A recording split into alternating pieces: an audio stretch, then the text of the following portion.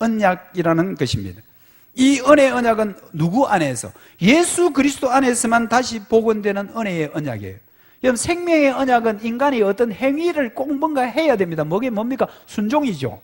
그러나 은혜의 언약은 그렇지 않습니다. 하나님께서 너 스스로 봐봐라, 할 수 있겠냐? 안 되지.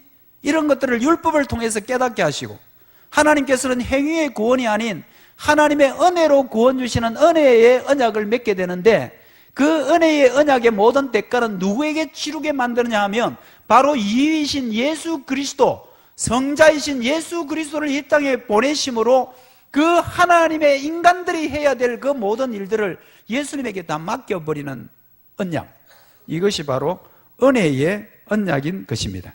죄로 말미암아 깨진 생명의 언약을 이제 죄 없게 해야 하는데, 그 죄 없게 하는 언약이 은혜의 언약입니다. 하나님께서는 이제 생명의 언약을 파기한 인간들에게 더 이상 소망 없는 것을 그냥 내버려 두시는 분이 아닙니다. 아파트 팔아먹고 관리 너희들이 해라고 하는 그런 게 아니라는 거예요.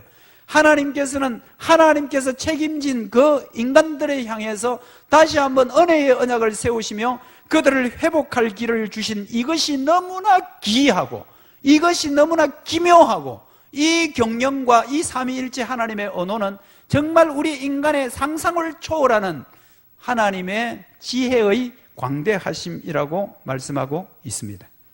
여러분, 그 죄 문제를 어떻게 해결하겠습니까? 우리 인간들이 할 수 있겠습니까? 우리는 이미 타락해서 아무것도 할 수 없는 존재입니다. 손가락 하나 까딱할 수 없는 존재입니다. 누가 안 해주면 안 되는 게 바로 우리의 죄 문제입니다. 그런데 예수님께서 이 땅에 오셔서 인간의 그 모든 죄악들을 예수님이 전부 다 짊어지십니다. 하나님께서 그 모든 진노를 그 아들에게 다 짊어지게 만드십니다. 죄와 진노를 그 아들에게 맡겨버리는 거죠. 예수님은 그 모든 것을 안고 골고다로 올라가셔서 십자가에 달려 죽어주심으로 죄의 결과인 사망을 그 아들 예수님께 감당케 만들어버리고 그 죽음을 아들에게 부어버린 거예요. 그래서 예수님이 십자가에 달려 죽으신 것입니다. 그러나 그 예수님은 사흘 만에 다시 살아나심으로 우리는 이제 우리의 육체마저 다시 살아나는 부활의 첫 열매가 되신 것입니다. 여러분들, 인간의 허물과 죄로 죽었던 우리를 살리신 분은 바로 예수님이십니다. 에베소서 2장 1절입니다. 그는 허물과 죄로 죽었던 너희를 살리셨도다. 생명의 언약의 조건인 순종에 실패함으로 깨진 생명의 언약이 그 모든 죄의 문제를 해결해야만 되는데, 그 죄 문제를 누가 해결한단 말입니까? 허물과 죄로 죽었던 너희를 살리신 분은 그다.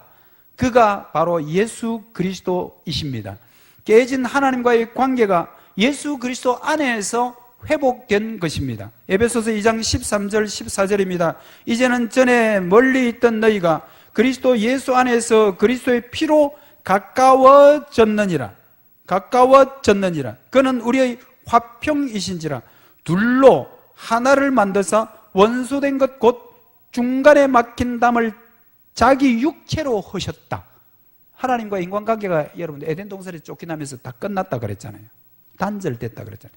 그런데 예수 그리스도로 말미암아 멀리 있던 하나님과 죄인인 인간 사이가 뭐랬다고 가까워졌는데, 그것은 오직 예수 그리스도의 피로 말미암아, 예수 그리스도의 십자가의 피로 말미암아 가까워졌고, 그는 우리의 화평이신지라. 둘로 하나를 만드사 원수된 것 곧 죽음의 중간에 막힌 죄의 담을 예수님의 육체로 다 흘어버리고, 하나님과 우리 사이에 있는 그 죄악의 모든 담을 다 흘어버리고 인간과 하나님의 관계를 회복시켜 주심으로 드디어 깨진 생명의 언약이 은혜 언약으로 바뀌게 된 것입니다. 예수 그리스도로 말미암아 이제 우리는 새 생명을 얻게 된 것이고, 그래서 오늘 우리는 이 자리에 와서 하나님을 예배하는 것입니다. 사망이 하나님과의 관계의 단절일 것 같으면 생명은 하나님이 우리와 함께 계시는 것입니다. 그것이 곧 임마누엘인 것입니다. 예수님 안에서 우리에게 생명이 온 것이고, 이것은 하나님의 지극히 거룩함과 지혜의 능력으로 이루어진 것입니다. 이것이 바로 오늘 우리가 읽었던 말씀인 29절에 나와 있는 그의 경영은 기묘하며 그의 지혜는 광대한 것입니다. 하나님께서 행하시는 이 놀라운 경영, 이것은 너무나 기묘하고 그 지혜는 너무나 광대한 것입니다. 이제 우리에게 남은 것은 무엇입니까? 예수님의 생명이 지금 우리 안에 살아있는 것입니다. 여러분, 오늘 이 자리에 왜 예배하러 왔을까요? 그것은 바로 하나님이 여러분에게 주신 예수님의 생명 때문입니다. 예수님의 생명을 누릴 수 있는 자리, 이것이 바로 예배의 자리인 것입니다.